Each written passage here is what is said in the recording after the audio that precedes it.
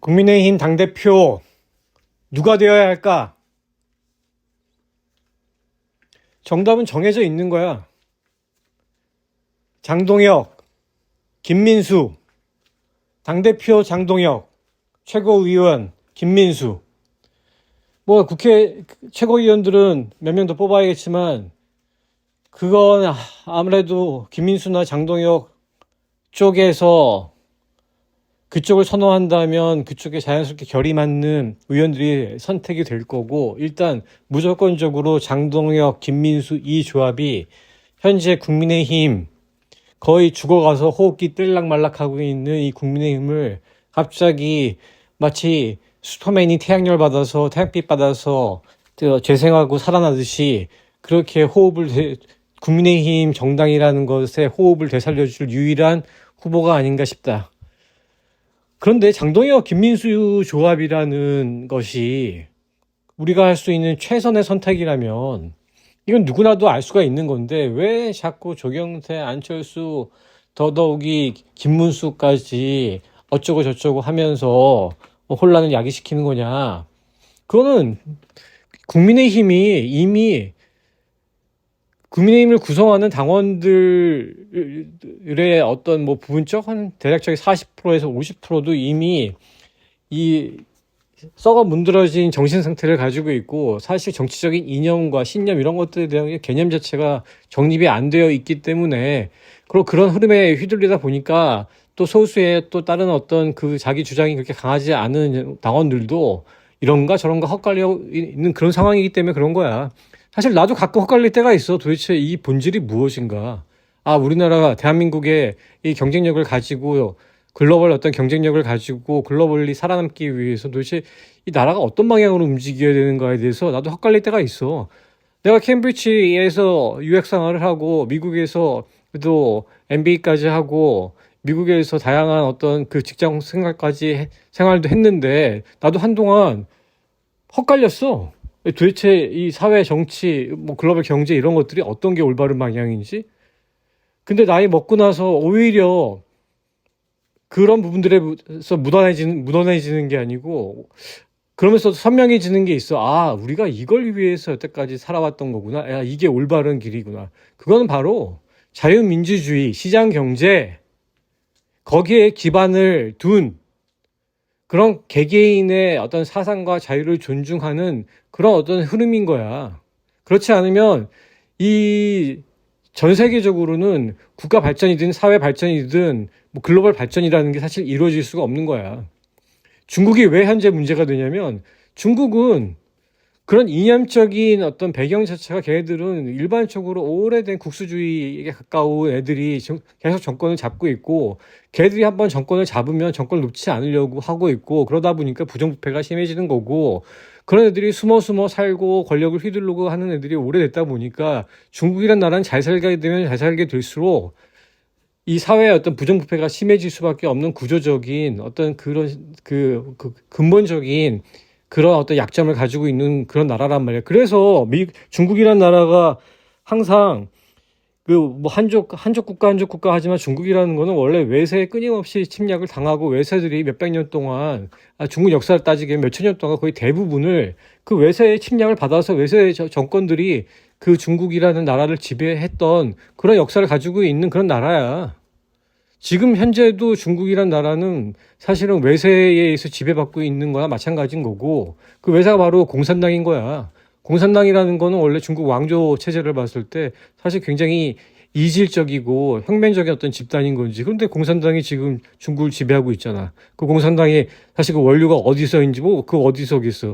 그게 다 러시아인 거지, 소련인 거지. 그런데 우리나라 국민의힘은 그러면 어떻게 본질적인 자기의 힘을 찾아갈 것이냐? 그건 사실 우리나라 중국과 달리 우리나라는 세계적인 세계적 경쟁력을 갖추기 위해선 미국과 같이 호흡을 같이 하면서, 그러면서 시장 경제, 자유민주주의 이 체제를 같이 미국 혹은 미국의 동맹들과 같이 하면서 이 체계에서 이 체제에 끼어들지 못하는 다른 나라들을 어떻게 보면 이끌면서 그러면서 앞서 나가야 되는 거잖아. 그건 너무나 뻔한 거야. 근데 우리나라가 지금 잘 살게 되면서 잘 살게 되니까 어떻게 돼? 잘 살게 되면서 발전을 추가적인 발전을 도모하는 게 아니고 우리나라는 잘 살게 되는 순간 그 기득권들이 자기의 어떤 위치를 더 어떻게 하면 잘 유지할 수 있을까 여기에 초점을 맞추다가 보니까 그런 애들은 대부분 바닥부터 올라온 애들이 아니고 이미 잘 살고 있는 예를 들어서 일종의 금수저 세대인 거고 금수저 세대는 세대대로 자기가 좀 더 편하게 돈을 벌 수 없을까? 자기 가진 권력과 아니면 뭐 지위와 아니면 자기의 부를 이용해서 그러다 보니까 그런 애들이 어떻게 보면 조직의 뭐 사회 지도층이라고 하는 것에 쉽게 침투할 수 있게 되는 거고 부모의 재력과 권력을 이용해서 근데 그런 애들이 뭐 밑바닥 인생을 겪어봤어야지 어떻게 보면 자기가 뭔가 이룰 어떤 비전을 설정할 수 있게 되는 거고 그 꿈을 위해서 노력을 할 텐데 그러니까 쉽게 인생을 살다 보니까 가장 쉬운 방법을 선택하는 게 그게 뭐냐 국민의힘 다수에 있잖아. 그게 바로 친중인 거야. 왜? 중국 애들이 돈을 많이 퍼주니까 돈 벌 기회를 주니까. 대신에 국가 경쟁력을 갉아먹는 그런 딜을 하게 되는 거지.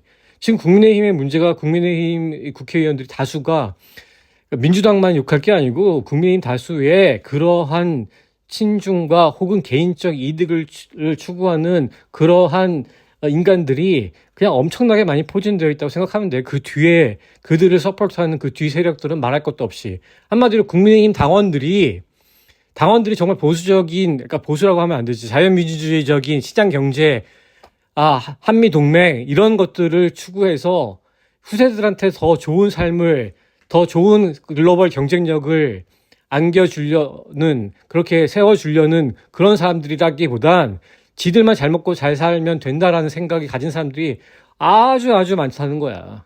그렇다면 왜 장동혁, 김민수인가 이들은 그나마 기존에 있었던 뭐 흔히 말하는 뭐 수구 세력이든지 뭐라는 하여튼 국민의힘에 뿌리를 내리고 이상하게 뿌리를 내리고 있는 그 개인주의적인 성향을 가진 실제적으로 자유민주주의라든지 시장경제의 가치라든지 이런 것들을 정말 진정으로 추구하지 않는 이상한 그런 그 쓰레기 박쥐새끼 같은 것들보다는 훨씬 나은 존재인 거고 그들의 어떤 행보만 봐도 그들은 분명히 지향하는 바가 명확하게 있어. 그나마 훨씬 낫다는 거야. 지금의 다른 대안보다는. 그들을 믿고 그들이 그러면 진정한 자유민주주의와 시장 경제의 가치를 추구할 수 있는 그런 세력 집단을 형성할 수 있게끔 그들을 믿고 이번엔 밀어줘야 될 그런 차례인 거야. 그렇지 않으면 국민의힘만 죽는 게 아니고 국민의힘만 죽는 게 아니야. 그러면 대한민국 자체가 이제 곧 굉장히 쉽게 빠르게 무너져 내릴 거야.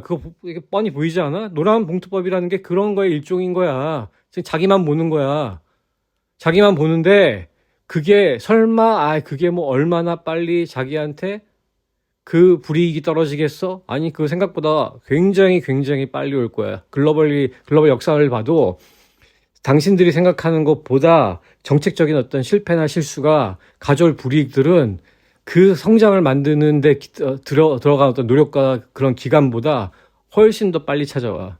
그러니까 국민의힘은 어떻게 보면 국민의힘에서 시장 경제와 자유민주주의를 옹호하고 그걸 믿고 그걸 서포트하고 그걸 지켜내려고 하는 이 사람들, 당신들이 제대로만 해주게 되면 대한민국은 다시 살아날 수 있는 불씨를 갖게 되는 거지. 그런데 당신들이 포기하거나 당신들이 그 선택을 헛갈리게 하는 순간에 그냥 대한민국은 망해.